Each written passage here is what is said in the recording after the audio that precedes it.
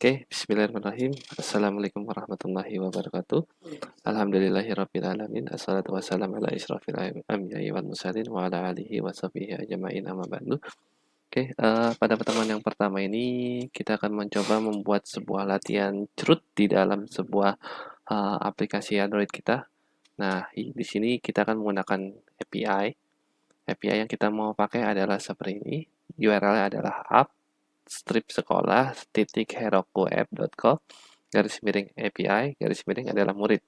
Nah, ini ketika diakses tampilannya bentuknya seperti ini. Oke.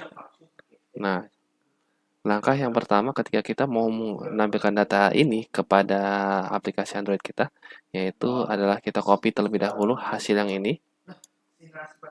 Nah, ini selanjutnya kita bisa membuat sebuah model atau blueprintnya terlebih dahulu. Caranya gimana? Langsung saja di sini kita ketikkan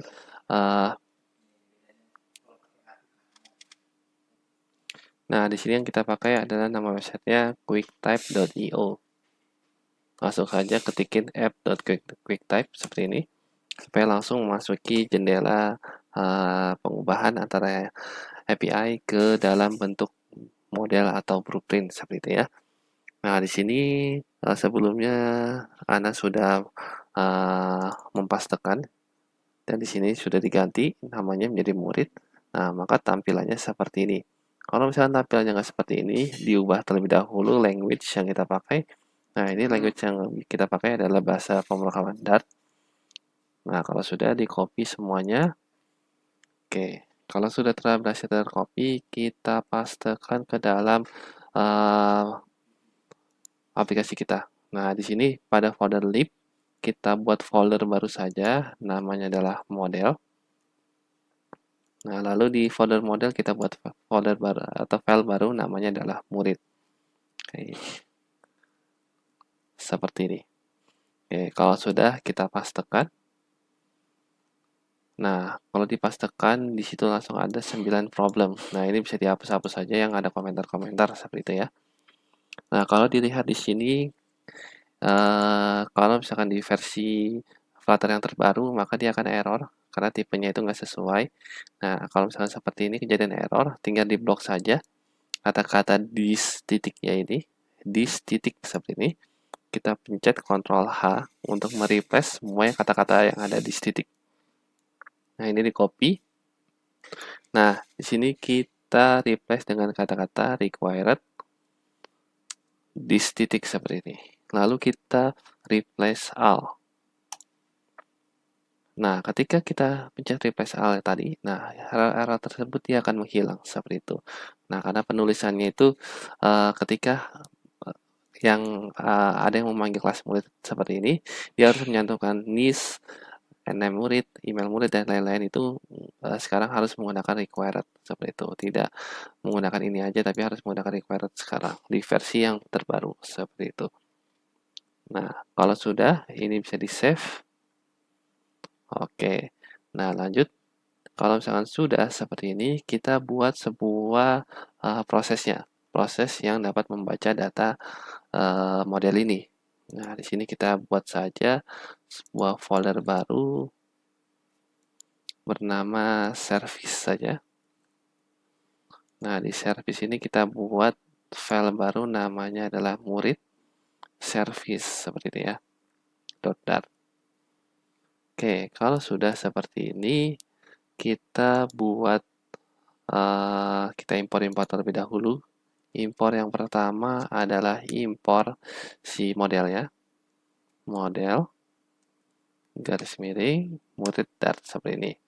Nah, kalau sudah kita di sini kan menggunakan sebuah API. Jadi kalau misalkan mau menggunakan API, kita harus ibaratnya memberikan akses terhadap URL yang mau kita berikan. Nah, jadi untuk memberikan akses tersebut di sini membutuhkan sebuah package tambahan, yaitu namanya adalah HTTP atau HTTP. Nah, di sini bisa ditambahin aja di paspec.yaml di bagian dependencies di bawah Flutter SDK. Nah, ini bisa ditulis saja HTTP. Untuk versinya disarankan kalau misalkan Flutter kita nggak versi terbaru-baru banget, kita dapat menggunakan yang 0.13.3. Tapi kalau yang versi terbaru bisa menggunakan 0.13.4 atau yang lebihnya seperti itu. Nah, kalau di sini menggunakan versi yang 0.13.3 seperti itu. Kalau sudah, kita save. Maka dia akan otomatis mendownload terlebih dahulu package HTTP-nya. Kita tunggu ya. Oke, kalau sudah selesai terdownload package HTTP-nya, nah di sini ada tulisannya seperti ini. Dan ketika kita ke Murid Service, seharusnya di sini sudah ada. Kita import HTTP. Kita coba dulu, kita tunggu. Nah, di sini seharusnya ada http://dart.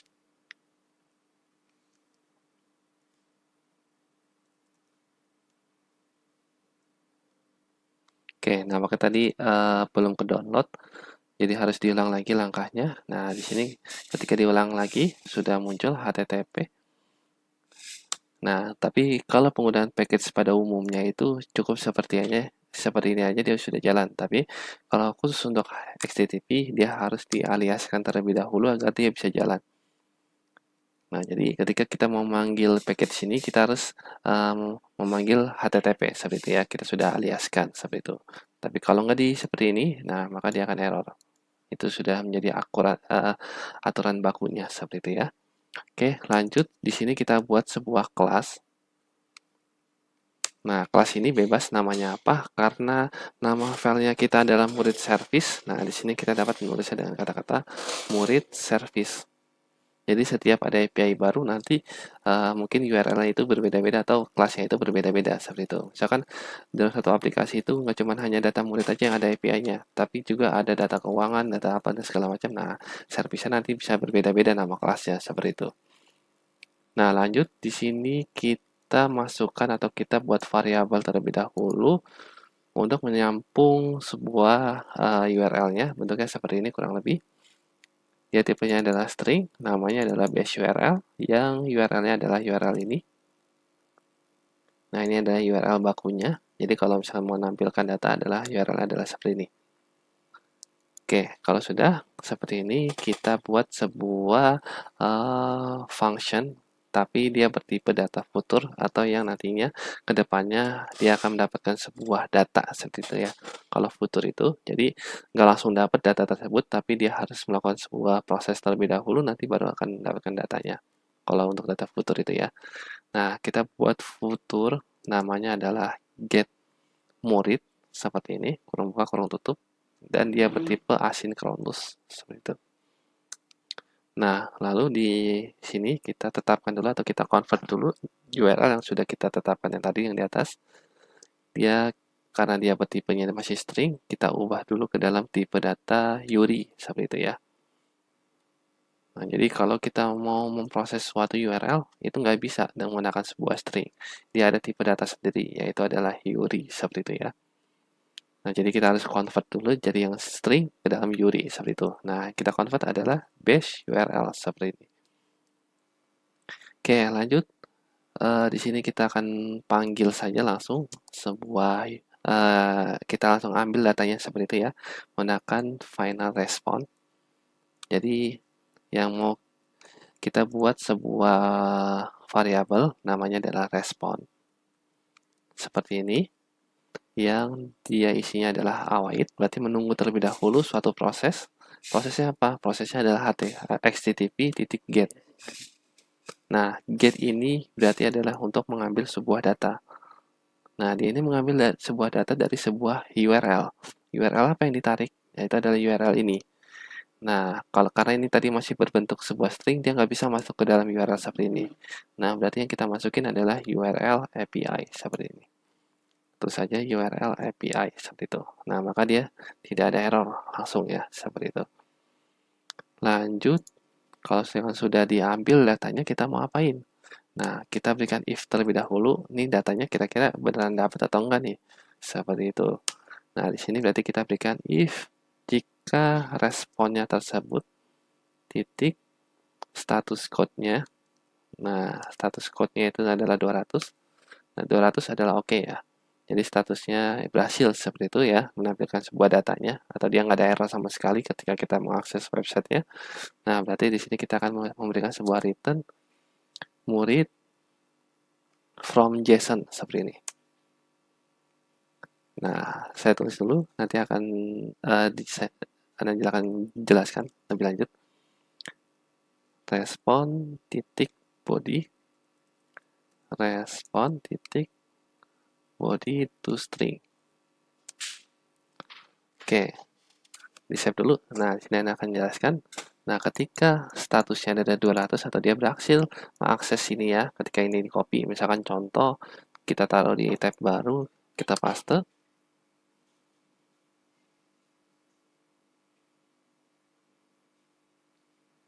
Nah, seperti ini dia adalah berhasil ya, seperti itu ya. Nah, kalau seperti ini dia merupakan status code 200. Jadi ketika status code-nya dia berhasil ditampilkan seperti ini atau ketika URL ini berhasil diakses, maka dia akan mengembalikan dia akan menjalankan ya sebuah fungsi murid from JSON. Nah, murid from JSON ini ada di mana? Ada di murid yang telah kita buat atau di model yang telah kita buat. Di mana? Murid from JSON. Nah, di murid from JSON ini dia membutuhkan suatu string ya, str seperti ini ya. Yang nantinya string itu akan diproses dan dia akan diproses itu ya, JSON decode. Nah, sehingga dia sesuai dengan peraturan yang ada di model kita seperti itu. Nah, harus ada NSN-nya, name-nya, dan lain-lainnya seperti itu. Sesuai dengan aturan yang sudah ditetapkan oleh model kita. Nah, seperti itu. Nah, dia akan mengirimkan suatu hasil dari pengkonvertan yang tadinya dia berupa JSON aja. Jadi respon titik body ini dia merupakan hasil dari seperti ini.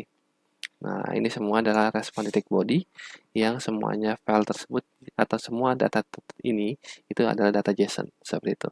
Nah, jadi makanya ini murid from JSON. Nah, jadi dia from JSON seperti itu ya, from data JSON.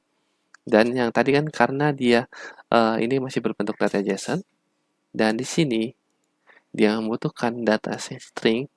Jadi di sini kita dapat mengkonvertnya, yaitu tinggal tambahin titik to string seperti itu.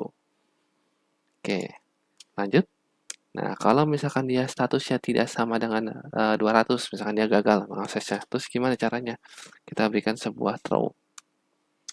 Kita berikan exception, pengecualian.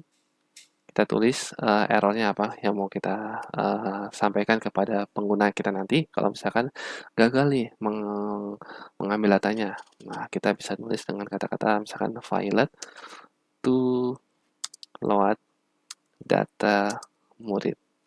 Seperti ini ya contohnya ya. Jadi ketika dia gagal, maka nanti akan ada sebuah tulisan failed to load data murid seperti itu. Oke, kalau sudah di save, nah berarti ini untuk datanya sudah kita berhasil, data dan prosesnya sudah berhasil dibuat, berarti sekarang tinggal tampilannya aja. Nah, tampilannya kita buat terlebih dahulu. Nah, di sini masih tetap menggunakan kelas my homepage, tapi kita hapus saja, kita perbarui datanya tersebut. Di sini titelnya kita hapus, nggak mau pakai titel bawaan. Dan ini tema datanya juga dihapus saja. Oke, seperti ini. Kalau sudah kita buat baru stateful widget, tinggal menulis st aja dia akan muncul stateful widget. Nah, kita tulis my homepage mengikuti yang atasnya. Kita buat baru seperti itu ya. Nah, di sini hapus saja yang atasnya. Nah, jadi seperti ini aja dulu. Oke, kalau sudah seperti ini, kita buat beberapa sebuah variabel. Yang pertama adalah let future bertipe data future yang akan menampung data yang diambil dari prosesnya. Kenapa dia bertipe data future? Karena dia harus menunggu terlebih dahulu proses asinkronus ini selesai ya. Jadi dia bertipe data future. Karena asinkronus pada Flutter itu yang bisa disimpan hanya dalam future saja. Tidak bisa disimpan ke dalam variabel lain seperti itu. Nah, lalu di sini kita tulis adalah data. Lalu kita akan menampung juga nantinya data yang sudah diproses, data yang ini yang nanti akan diproses seperti itu ya. Dia bertipe data murid. Murid itu tipe datanya apa? Nah, dia ketika list ada tipe datanya murid, nah berarti dia harus sesuai isinya ya. Di list itu harus ada NSN, murid, dan lain-lain ya. Lalu di sini kita bisa menulis dengan data 2 saja seperti ini, yang isinya adalah list kosong. Nah, kalau misalkan seperti ini, wah, ini katanya error nih. Nah, ini katanya bahwa murid ini belum kita masukkan ke dalam file ini. Caranya gimana? Cara fixnya, kita bisa menggunakan quick fix dengan menekan Ctrl titik. Nah, di sini kita disuruh import murid. Kita import aja. Nah, maka problemnya langsung menghilang seperti itu. Oke, lanjut. Kita berikan sebuah init state. Init state itu apa? Init state itu suatu proses yang dijalankan ketika sebelum widget ini dijalankan atau dibuat seperti itu ya. Jadi sebelum widget-widgetnya kayak kontainer ini dibuat, maka dia akan menjalankan init state terlebih dahulu seperti itu. Atau di dalam JavaScript itu bisa disebut dengan dokumen titik ready seperti itu ya. Jadi sebelum dokumen itu ready, nah dia akan menjalankan terlebih dahulu seperti itu. Nah di sini dia akan menjalankan data sama dengan murid service. Dia akan mengambil murid service. Nah, ketika kita memilih ini, dia akan auto import ya. Ketika klik ini, dia akan mengauto import. Kita lihat dulu. Sebelumnya kan di sini cuma ada dua, yaitu murid dan material. Ketika kita pencet ini, maka dia akan otomatis akan memanggil murid service seperti itu. Oke. Kita lihat prosesnya di murid service. Nah, dia akan memanggil ke kelas ini dan untuk mendapatkan datanya itu kita harus menuju ke get murid terlebih dahulu. Nah, di sini kita harus memberikan titik get murid. Nah, seperti ini kita berikan titik koma. Oke. Ketika ini sudah didapat, datanya tersebut itu masih ibaratnya berupa return ini ya. Nah, atau masih berupa acak-acakan. Jadi biar nggak acak-acakan, kita akan menaruhnya ke dalam data 2 seperti itu. Karena datanya mungkin dia masih berupa futur juga ya, masih berupa sebuah objek futur. Jadi kita harus mengkonvertnya ke dalam list atau kita akan masukkan data yang ini ke dalam data 2 ini. Karena data 2 ini dia sudah bertipe data murid yang nantinya itu mudah diakses oleh kita seperti itu. Caranya gimana? Caranya kita bisa menggunakan data titik den seperti ini kita hapus saja. Kita nggak mau menggunakan arrow function, kita pakai kurung awalnya seperti ini. Kita kasih titik koma, jangan lupa di belakang. Nah, di sini kita berikan set state. Jadi langkahnya ketika dia sudah mendapatkan sebuah datanya, dia akan menjalankan set state atau perubahan data, di mana data 2 akan diisi dengan sebuah data seperti itu. Diisi dengan sebuah value. Seperti itu. Nah, jadi data yang sebelumnya yang masih mentah akan dimasukkan ke dalam sebuah data 2 seperti itu. Kalau misalkan langsung aja bisa nggak sih? Nah, jawabannya nggak bisa. Karena dia harus menunggu dulu datanya biar yang tadi yang mentah ke data yang siap untuk diproses seperti itu. Makanya di sini kita berikan sebuah perintah yaitu den seperti itu. Oke, jadi intinya seperti itu aja ya. Nah, lalu untuk tampilannya kan tadi kan ini kan untuk proses mendapatkan datanya. Lalu tampilannya gimana caranya? Nah, tampilannya kita buat yang simpel-simpel aja, kita buat sebuah list aja ya. Nah, di sini kita buat scaffold. Scaffold seperti biasa kita dapat menggunakan upbar.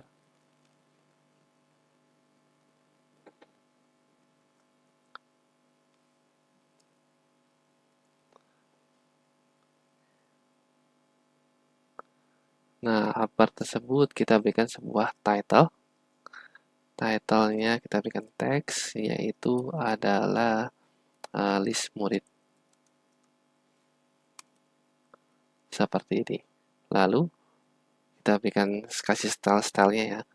Misalkan stylenya kasih warnanya putih seperti itu. Untuk teksnya kita kasih warna hitam saja.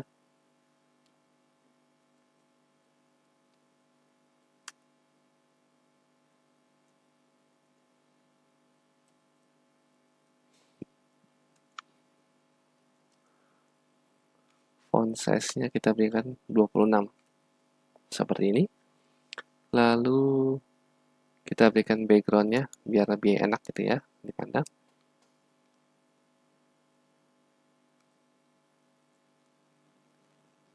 Background color-nya kita berikan color white.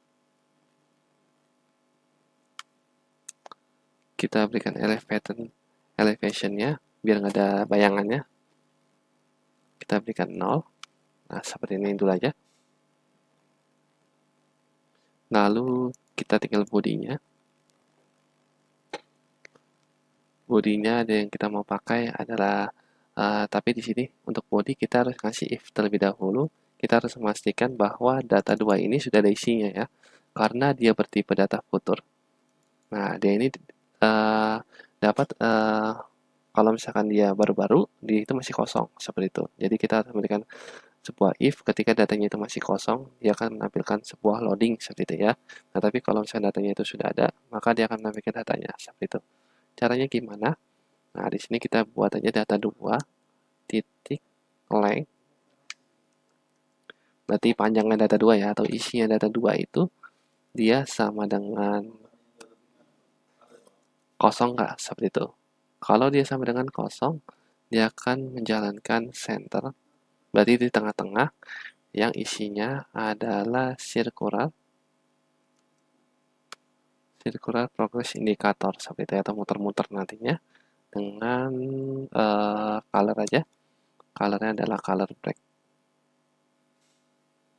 Jadi warna yang muter-muternya itu nanti akan berwarna ini ya, berwarna hitam seperti itu.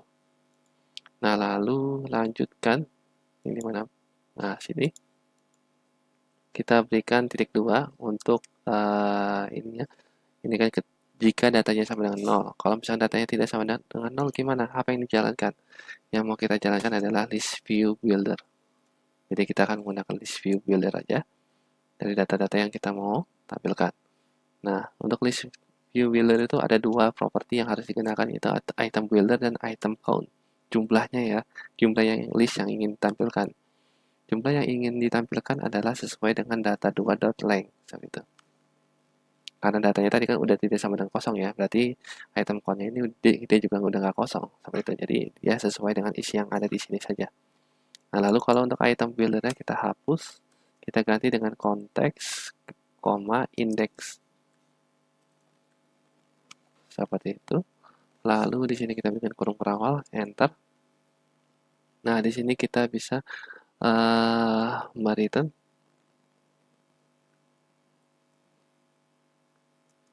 list style, samain aja karena list view itu nggak jauh-jauh dari list style juga ya seperti itu ya. Kita menggunakan list style aja. Nah, list style-nya itu kita tulis saja di sini title-nya adalah text.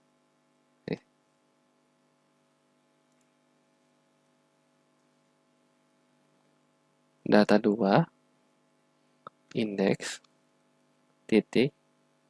Misalkan kita mau nampilkan nama. Nah, kenapa ada kayak beginian nih? Kok bisa ada nama, gender, segala macam? Nah, itu karena kita bertipe data murid. Kalau dia tidak bertipe data murid, maka dia nggak akan tampil kayak gituannya. Jadi harus tulis manual. Jadi kita kasih titik. Nah, maka di sini dia udah muncul nama murid seperti itu. Kita save dulu aja ya. Kayak gini dulu aja. Kita jalankan. Oke, ini adalah hasilnya ketika ditampilkan. Hasilnya seperti ini.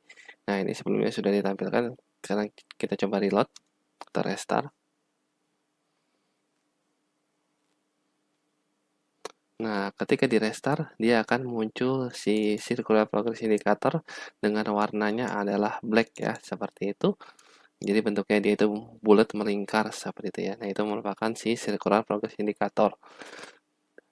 Jadi sebelum muncul datanya itu dia akan menjalankan circular progress indicator terlebih dahulu dan nanti kalau sudah ada datanya, maka dia akan memunculkan list view builder. List view builder adalah seperti ini, dia hanyalah sebagai data-datanya aja seperti ini ya. Oke, oke. Jadi untuk tutorial yang pertama kali ini sekian terlebih dahulu. Kurang lebih mohon maaf. Assalamualaikum warahmatullahi wabarakatuh.